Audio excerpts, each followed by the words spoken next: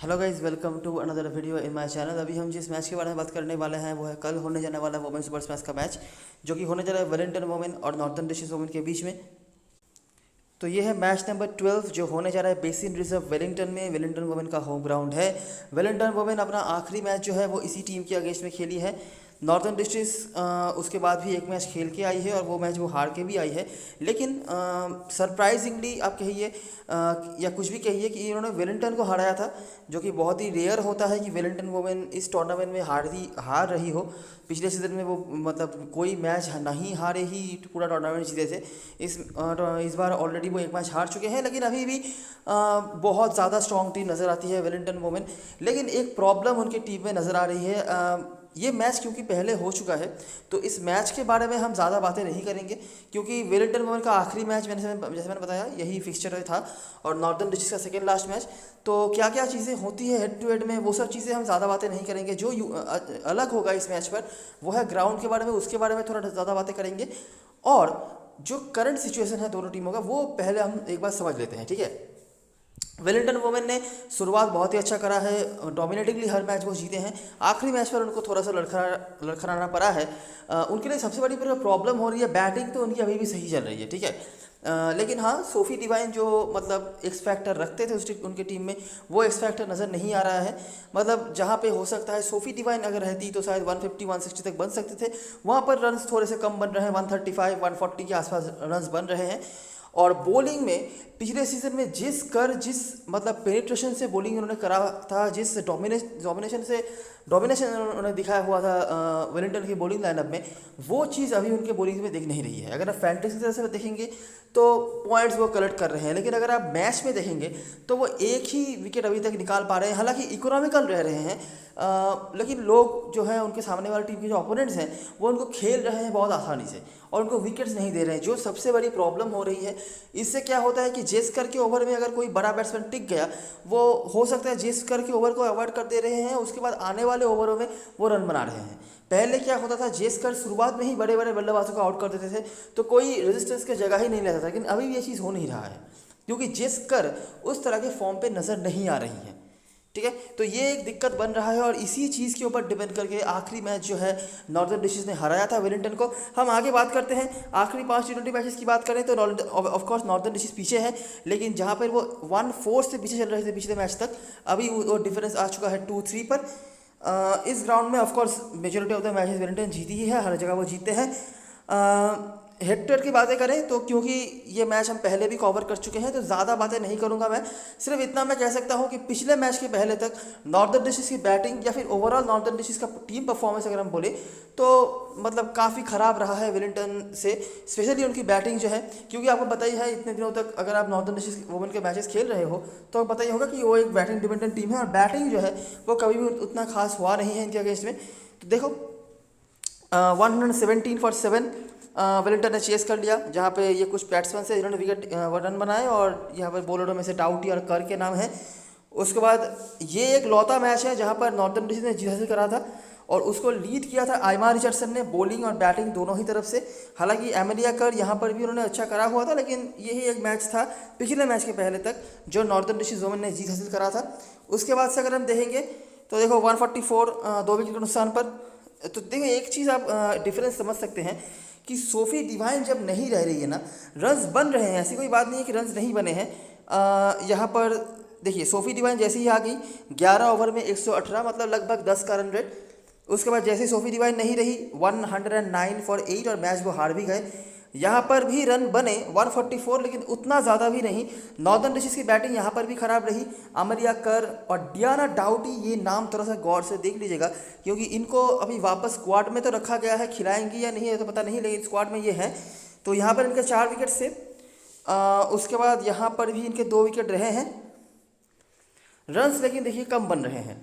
उसके बाद जैसे ही वापस आ गई सोफी डिवाइन जैसे ही वापस आ गई तो देखो 201 फिर से बन गए। ऊपर भी एक मैच आपने देखा 11 ओवर में 110 के ऊपर स्कोर बना था 10 के रन रेट के साथ, और यहाँ पर पहले बैटिंग में 201 रन बन गए। बॉलिंग में डाउटी कैस्पेरिक के 2 विकेट्स, और जेस्कर, ये देखिए इनका परफॉर्मेंस पिछले सीजन में किस लेवल पे था। जेस्कर, डाउटी, कैस्पेरिक, और पूरी तरीके से बैटिंग खत्म नॉर्दर्न डिशेस का। और आखिरी मैच जो हुआ था पिछले सीजन में, वहाँ पर भी सेम चीज़, सोफी डिवाइन जैसे ही आई, जो रन मैं आपको कह रहा था कि 140 150 के 50 नहीं 140 के भीतर ही रह रहा है, वो रन 150 160 उससे भी ज़्यादा बन रहा है जहाँ पर सोफी डिवाइन अवेलेबल थी। ठीक है, और बॉलिंग में यहाँ पर डिवाइन ने विकेट्स भी निकाले थे, साथ में कैस्पेरिक वगैरह के विकेट्स थे। बैटिंग फिर से उतना कुछ खास हुआ नहीं नॉर्दर्न डिशेस का, लेकिन जैसे ही फिर से सोफी डिवाइन अभी अवेलेबल नहीं है, वहीं पे रन जो है उसी जोन पे आके रुक जा रहा है। नॉर्दर्न डिशेस की बैटिंग यहाँ पर भी बहुत खास कुछ नहीं हुई थी, लेकिन 140 का टारगेट पाने के बाद उनके भीतर भी शायद आया होगा कि नहीं, हम कोशिश तो कर ही सकते हैं, और कोशिश करने वालों की कभी हार नहीं होती, किसी ने कहा है, तो वही यहाँ पर हुआ है।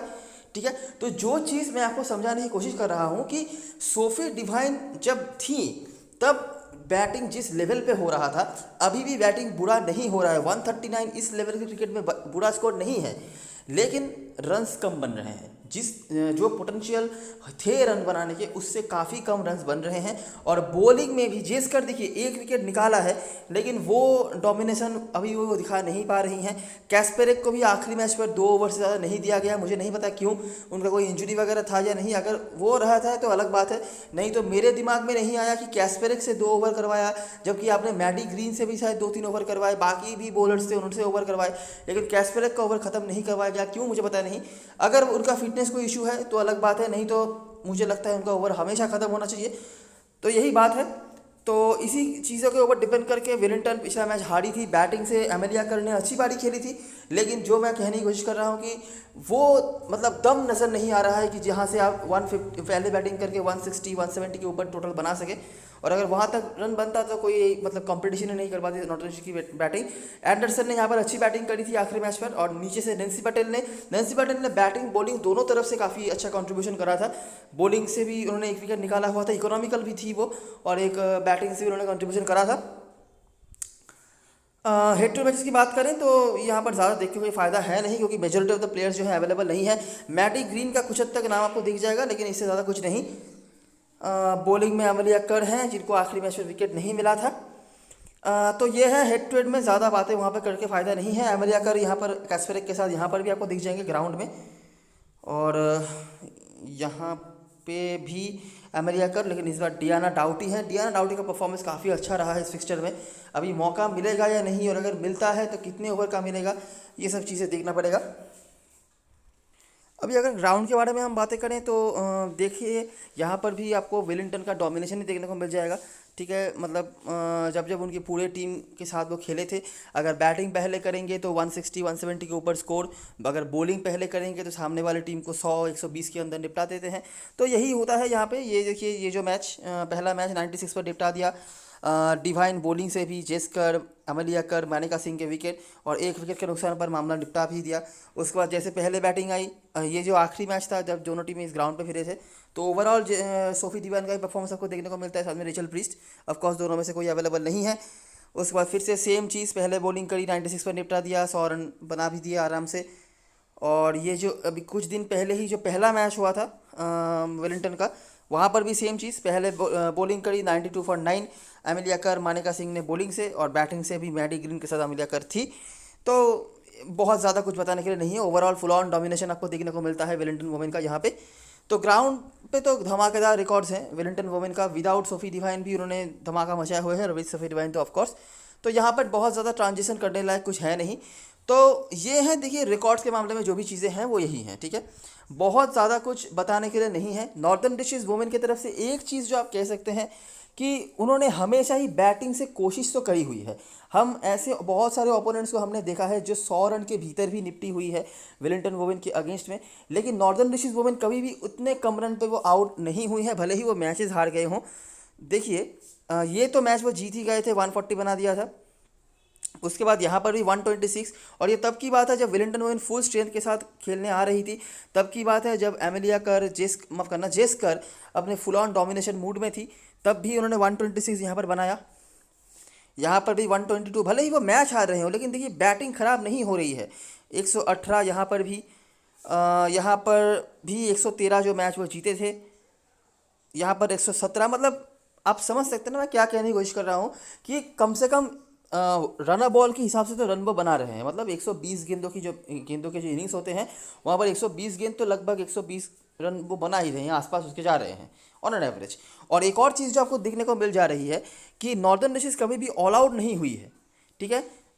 रन भी कम बने हैं लेकिन ऑल आउट नहीं हुए थे। 7 विकेट, 6 विकेट, यहाँ पर 9 विकेट भी गिरे, यहाँ पर फिर से 9 विकेट, 7 विकेट, यहाँ पे वापस इस बार 5 विकेट, लेकिन ऑल आउट वो कभी नहीं हुए हैं। तो जो फुल ऑन डोमिनेशन है जो भी हुआ है विलिंगटन का, वो बैटिंग से हुआ है ना ही बॉलिंग से, ठीक है। ये एक ऐसा फिक्सचर रहा है जो कि हमें अन्य फिक्सचरों में जनरली ऐसा देखने को नहीं मिलता है। हमने पहले भी देखा हुआ है कि वेलिंगटन वोमेन की बॉलिंग बहुत अच्छी होती है, लेकिन यहाँ पर उतना अच्छा हुआ नहीं, ये हिस्ट्री कह रहा है। और आखिरी मैच पर तो क्योंकि अभी वेलिंगटन वोमेन की बॉलिंग थोड़ा जो है हल्का चल रहा है, तो आखिरी मैच पर तो उसका फ़ायदा उठाकर नॉर्दर्न डिस्ट्रिक्ट वोमेन जीत भी चुकी है। तो क्या अलग कर सकते हैं हम इस मैच पर? इस मैच में देखिए ऑफ कोर्स आपको वेलिंगटन वोमेन के सपोर्ट में ही टीम बनानी चाहिए, लेकिन नॉर्दर्न डिस्ट्रिक्ट की तरफ से ऐसे प्लेयर्स को लेना ज़रूरी है जो आपको बैटिंग से पॉइंट दे सकते हैं। चाहे एक बार के लिए आप उनके बॉलर को अंडर एस्टिमेट कर दो, वैसे भी इनके जो बॉलर्स हैं, मतलब अगर हम जेन्युइन बॉलर्स की बात करें जो बॉलर सिस्टम में लिस्टेड हैं, चाहे वो लॉरेन हीप्स हो, सार्सफील्ड जैसे प्लेयर हों, इनको आप देख ही सकते हैं किस तरह की बॉलिंग मिलती है, कभी प्रॉपरली मिलती है कभी नहीं मिलती है। तो वहाँ पे हम ज़्यादा कुछ कह नहीं सकते, लेकिन इनके बैटिंग या ऐसे ऑलराउंडर जो अच्छी खासी बैटिंग कर लेते हैं, ये आपके लिए ऑफकोर्स इंपॉर्टेंट बन जाते हैं। यही कुछ चीज़ें हैं। स्मॉल लीग में वही कुछ नामें हैं जहाँ पे मुझे नहीं लगता ज़्यादा बातें करने की ज़रूरत है। प्लेइंग 11 की बात करें तो कोई चेंजेस की उम्मीद नहीं है, ठीक है। जो चीज़ मैंने आपको बताई है वो चीज़ ध्यान में रखना कि बैटिंग जो प्लेयर्स कर सकते हैं नॉर्दर्न डिस्ट्रिक्ट वोमेन के होकर, चाहे वो किसी भी नंबर पर बैटिंग क्यों ना आए, ऐसे प्लेयर्स आपके लिए इंपॉर्टेंट हो सकते हैं, ठीक है। और वेलिंगटन वोमेन की तरफ से एक जो चेंज मुझे लगता है हो सकता है वो है डियाना डाउटी हैं, वापस आ सकते हैं। किसके जगह पर आएंगे भी या नहीं ये सब देखना पड़ेगा। तो लाइनअप तो आपको पता चल ही जाएगा, वो सब सोचने की कोई ज़रूरत नहीं है। और वैसे भी जो इंपॉर्टेंट प्लेयर्स हैं वो तो डिफ़ॉल्ट ही होते हैं, बाकी इधर उधर के प्लेयर्स आपको सिर्फ क्रेडिट मैनेज करने के लिए रखने पड़ते हैं, बस इससे ज़्यादा कुछ नहीं। और कैप्टन वाइस कैप्टन चॉइसेस में भी आपको पता ही होगा, इस ज़्यादा आप इधर उधर कर भी नहीं सकते। एमिलिया कर्ट यूनिवर्सल कैप्टन है, और मुझे नहीं लगता कि स्मॉल लीग में कोई भी रीज़न है इनको इनके बाहर किसी को सोचने का भी। वाइस कैप्टनसी के लिए आप थोड़ा बहुत काम कर सकते हो, तो उसके बारे में हम यहाँ पर देखते हैं कि आगे जब हम टीम बनाएंगे किस तरह से कर सकते हैं। तो अभी एक बार देख लेते हैं ड्रीम 11 की टीम। तो ये मेरे टीम का बेसिक स्ट्रक्चर है। यहाँ पर एक रिस्क है कि मैंने जेस कर को नहीं रखा है, नैन्सी पटेल को मैंने रखा है। इसका रीज़न मैं आपको बताता हूँ। देखिए मैंने यहाँ पे सारे ही ऐसे प्लेयर्स को रखे हैं जो मुझे बैटिंग बॉलिंग दोनों से कंट्रीब्यूट करके दे सकते हैं। केट एंडरसन अगर आप चाहो तो उस श्रेणी में नहीं भी डाल सकते हो, क्योंकि अभी ये बॉलिंग नहीं करवाती हैं। तो अगर आप चाहो तो केट एंडरसन को हटा भी सकते हो, क्योंकि देखिए जो भी हो बहुत बड़ा कुछ इनिंग्स हमें नहीं देखने को मिलता है नॉर्दर्न डिस्ट्रिक्ट वोमेन के होकर। एज ए यूनिट वो बैटिंग ठीक ठाक कर लेते हैं, मतलब 120 के आसपास। आखिरी मैच पर केट एंडरसन ने रन ज़रूर बनाया है, लेकिन मुझे नहीं लगता कि डेली विलिंगटन वोमेन के अगेंस्ट में कोई आके 50+ कुछ बना देगा। लेकिन फिर भी 8.5 क्रेडिट में मिल रही हैं तो कोई दिक्कत वाली बात नहीं है। एक बहुत बड़ा रिस्क मैंने लिया है केटी गढ़ी को ड्रॉप करके, ये बहुत बड़ी प्लेयर है। और जो बॉलिंग चल रही है ना वेलिंगटन वोमेन की, स्पेशली शुरुआती ओवर्स में, वहाँ पे मुझे लगता है उनके पास काफ़ी अच्छा अपॉर्चुनिटी बन सकता है रन बनाने का। लेकिन मैंने जो आपको बताया है कि उसी तरह के प्लेयर्स मेरे को चाहिए, तो इसीलिए मैंने केटी गढ़ी को नहीं रखा है। क्योंकि मुझे लगता है वो अगर बैटिंग से 20-25 रन भी बना देती है, मतलब समझ लीजिए 30 के आसपास ही पॉइंट बना देती है ना, तो भी मेरे लिए ज़्यादा नुकसान नहीं होगा अगर मेरे बाकी जो प्रॉपर ऑलराउंडर्स हैं वो काम कर देते हैं। क्योंकि ऑलराउंडर को 30 पॉइंट कलेक्ट करने के लिए सिर्फ 1 विकेट की ही ज़रूरत होगी, और अगर 1-2 रन बना देते हैं तो वो बोनस, ठीक है। तो यही एक चीज़ है। तो बॉलर सेक्शन में आपके पास जेस कर का ऑप्शन है। ली कैस्पेरेक पिछले मैच में एक ही ओवर उनको दो ओवर मिला था, इससे ज़्यादा उनको ओवर नहीं मिला गया था। तो ये चीज़ मुझे बिल्कुल भी समझ नहीं आई कि क्यों ऐसा करा गया। तो आप एक्सपेक्ट कर सकते हो कि अगर सब कुछ सही रहा तो ली कैस्पेरेक अपना ओवर जो है बिल्कुल ख़त्म करवाएंगी, और उनके रिकॉर्ड सब कुछ सही हैं ही। तो जेस्कर एक अच्छी ऑप्शन है, हर मैच में वो पॉइंट्स कलेक्ट करके आपको दे रहे हैं, एक विकेट मतलब समझ लीजिए 25 पॉइंट, इकोनॉमी का कुछ बोनस, और अगर फील्डिंग से एक आध कैच वगैरह आ जाए तो वो भी। ऐसे परफॉर्मेंस अगर आप बात करेंगे तो उतना अच्छा नहीं हो रहा है, तो इसीलिए मैंने शायद टॉप ऑर्डर से ज़्यादा कुछ रिस्क नहीं लिए हैं। यहाँ पर आप क्या कर सकते हो अगर आपको रिस्क लेना है, देखिए कीपर सेक्शन में मैकफैडियन का कोई काम नहीं है कीपिंग के अलावा, बैटिंग तो उनको मिलने वाली है नहीं, तो 9 क्रेडिट लेके कोई फ़ायदा नहीं है। लेकिन प्रॉब्लम यह है कि और कोई खेलेंगे भी नहीं। अगर यहाँ पर इवाट खेलते हैं जो कि स्क्वाड में है, खेल सकती हैं, तो आप इनको ले सकते हैं, क्योंकि मैकफैडन के कोई काम बनेगा नहीं। 9 क्रेडिट मैं मानता हूँ कीपर सेक्शन में जितने भी प्लेयर्स हैं उनमें से any day any time McFadyen better option है। लेकिन नॉर्दर्न डिशेज़ की बॉलिंग को भी आपको देखना पड़ेगा, उतनी उतनी अच्छी बॉलिंग इनकी है नहीं। और अगर बैटिंग इनको नहीं मिले तो सिर्फ एक दो कैचेस के लिए क्या आप 9 क्रेडिट वेस्ट करना चाहेंगे जहाँ पर क्रेडिट की इतना दिक्कत हो रहा है। तो इसीलिए आप अगर चाहो तो यहाँ पर इवाट को ले लो, और यहाँ से केटी गढ़ी को आप मैनेज कर सकते हो। केटी गढ़ी को ड्रॉप करना बहुत बड़ा रिस्क है, मैं आपको इतना तो बता ही सकता हूँ, क्योंकि इनके पास एबिलिटी है बड़े इनिंग्स खेलने का, और वेलिंगटन की वो भी हाल ही में उतना अच्छा नहीं चल रही है, ठीक है, इसीलिए। अच्छा, रेबेका बर्न्स को मैंने रखा है, रीज़न क्या है कि इस ग्राउंड पे वो हमेशा ही कुछ ना कुछ तो करे जाती हैं, 20-25 रन जब भी हो। और नॉर्दर्न डिशेज़ की बॉलिंग बिल्कुल भी सही नहीं चल रही है, भले ही वो मैच जीते या हारे। और इवन आखिरी मैच वो हार के भी आ रहे हैं, अगर आपको याद हो ओटागो बोवेन से, जहाँ पर बहुत ही अच्छे सिचुएशन में वो थे, वहाँ से वो मैच हार के आ रहे हैं, जहाँ पर ब्लेकली और मेरे ख्याल से जेनसन थी शायद जिन्होंने मैच को निकाला था मिडिल ऑर्डर से अच्छी खासी बैटिंग करके।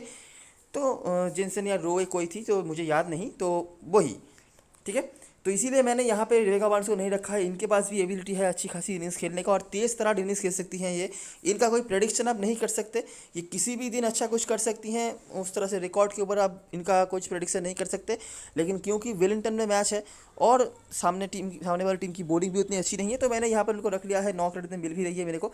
बाकी मेरे पास जो एक स्लॉट खाली है, आप यहाँ पर गड़ी को भी ले सकते हो, एंडरसन को भी ले सकते हो। एंडरसन बॉलिंग नहीं करवा रही है, नहीं तो एंडरसन का प्रायोरिटी बढ़ता। और अगर आप ऐसे बैट्समैन ढूंढ रहे हो तो केटी गढ़ी एनी डे बेटर ऑप्शन है। बॉलिंग में मैंने मानेका सिंह को रखा है, क्योंकि अगर आप मैच को फॉलो कर रहे हो ना, आपको नोटिस में आएगा कि मानेका सिंह काफ़ी अच्छी बॉलिंग करवा रही हैं। लेकिन प्रॉब्लम क्या हो रहा है कि उनके जो स्पेल हैं, या तो चारों के चारों ही ओवर्स पावर प्ले में ख़त्म करवा दिया जा रहा है, या तो 3 ओवर वहीं पे ख़त्म कर दिया जा रहा है। इनको बाद में बॉलिंग ही नहीं दी जा रही है। और शुरुआती समय में क्योंकि बड़े बड़े जो बैट्समैन होते हैं सभी टीम के, वो आते हैं, और ये मतलब काफ़ी इनएक्सपीरियंस प्लेयर हैं, तो वहाँ पे ये थोड़ा सा पीछे रह जा रही हैं। अगर इनके ओवर्स बचा दिए जाते, अगर 1-2 ओवर ये बाद में करवाती, तो मुझे लगता है ये काफ़ी अच्छा कर सकती थी। लेकिन धीरे धीरे एक्सपीरियंस आएगा। ये काफ़ी अच्छी बॉलिंग करवा रही हैं। पहले मैच पर भी जो ऑकलैंड के अगेंस्ट मैच इनका था, उन्होंने शुरुआती स्पेल में ही 1-2 विकेट निकाल दिए थे। तो अगर वैसा कुछ कर देती हैं, कम क्रेडिट में मिल रही हैं, तो काफ़ी अच्छा ऑप्शन हो सकता है आपके लिए। जेस्कर तो है ही, और इसके सिवाय भी एक बहुत अच्छी पंड आपके लिए बन सकती हैं डियाना डाउटी। मैं एक बार के लिए यहाँ पे सार्सफील्ड और हीप्स के बारे में भी कहता, लेकिन टीम इनको बिल्कुल भी सही से इस्तेमाल नहीं कर रही है। हीप्स को तो फिर भी उनको ओवर्स मिल रहे हैं, सार्सफील्ड इतनी अच्छी एबिलिटी है इनकी, 50 ओवर टूर्नामेंट में भी कमाल का बॉलिंग उन्होंने करवाया था, लेकिन बिल्कुल भी टीम इनको यूज़ नहीं कर रही है। तो इसीलिए मैं कुछ खास कह नहीं रहा। और वैसे भी नॉर्दर्न डिशेज़ का बॉलिंग हिस्टोरिकली भी इस फिक्सचर में उतना अच्छा रहा नहीं है, ठीक है। 7-4 बन नहीं रहा किसी तरीके से, तो इसीलिए 6-5 ही बनाना पड़ रहा है। लेकिन मुझे नहीं लगता कि नॉर्दर्न डिशेज़ वुमेन फिर से यहाँ पर कोई मिराकल कर पाएगी, और यहाँ पर मुझे लगता है कि बहुत ही आसानी से आपको वेलिंगटन वुमेन जीतते हुए दिख सकती है, भले ही नॉर्दर्न डिशेज़ बैटिंग से फिर से 120-30 के आसपास रन बना दे, ठीक है। तो यही कुछ चीज़ें हैं। कैप्टन वाइस कैप्टन जो उसकी बात है, कैप्टन तो यूनिवर्सल कैप्टन है, वहाँ पे मुझे कोई दिक्कत वाली बात नहीं है। वाइस कैप्टनसी के लिए आपके पास काफ़ी सारे ऑप्शन हैं। मुझे लगता है काफ़ी जनता जो है हेलिडे को वाइस कैप्टन बना सकती है। इसके सिवाय आइमार रिचर्डसन का भी ऑप्शन है। मैं आपको कहूँगा कि आप टॉप ऑर्डर बैट्समैनों के साथ जा सकते हो, या फिर प्रॉपर जो बैट्समैन अगर थोड़ी बहुत बॉलिंग करवा दे, ऐसे option Maddy Green, Rebecca Burns इस सूची में आती हैं। रेबेका बर्न्स थोड़ा सा रिस्की हो सकता है, क्योंकि इनका कोई अच्छा मतलब प्रेडिक्शन आप नहीं कर सकते, और बॉलिंग भी नहीं करवाती हैं, क्योंकि मैडी ग्रीन एक अच्छी ऑप्शन बन सकती हैं। और यहाँ से लेरन डेविस, ऐसे कुछ ऑप्शंस हैं। मैं आपको यही कहूँगा कैप्टन भी और वाइस कैप्टन भी जो है वेलिंगटन के सपोर्ट में ही बनाना, क्योंकि मुझे नहीं लगता कि आपको फिर से कोई ऐसी परफॉर्मेंस देखने को मिल जाएगा नॉर्दर्न डिशेज़ वुमेन से, जहाँ पर आपको कुछ शौक ही लग जाए ऐसा कुछ, ठीक है। तो ये रही सारी चीज़ें और सारी एनालिसिस। अगर आपको अच्छा लगा हो तो लाइक ज़रूर करना, सब्सक्राइब करना चैनल को, टेलीग्राम चैनल पर ज़रूर ज्वाइन हो जाना अगर आपको लास्ट मोमेंट पर सारी अपडेट्स वगैरह चाहिए तो। तब तक के लिए best of luck for this match and goodbye for now.